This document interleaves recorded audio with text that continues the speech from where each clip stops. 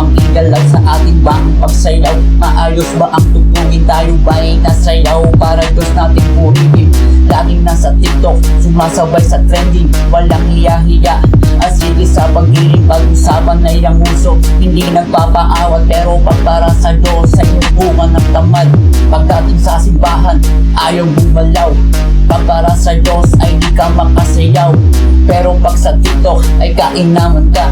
Siling ka sa hataw kahit viewers mo 5.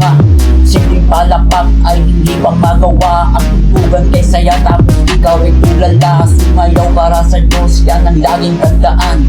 Simple lang naman kami ay iyong sabayan. Diyos pamayan, iniwagayway at imalaka. Sabay-sabay, itiyaga ang pahakatawan. Inalaw para sa Panginoon. Halika na sumayaw, itaas ang kamay at iniwagayway at imalaka. Sabay-sabay, itiyaga ang pahakatawan. Inalaw para sa Panginoon. Halika na sumayaw. Huwag sanang mapikon, pero ito ay rito pagkasi sa tugtugan.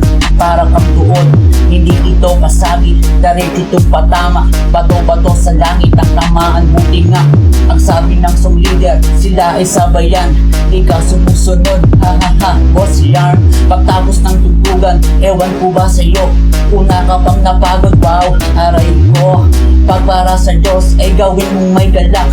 Ang bawat pagsayaw kahit pawis ay pumatak. Huwag kang papaawat kahit iba'y tamad. Basta't para sa Diyos, ibigay mo ang lahat. Kung ayaw nila, huwag mo nang dayahin. Ang para sa Kanya, ang dapat mong gawin. Sumayaw para sa Diyos, yan ang iyong tandaan. Simple-simple lang kami ay iyong sabayan. Diyos ang kamay at iniwagayway at ibala.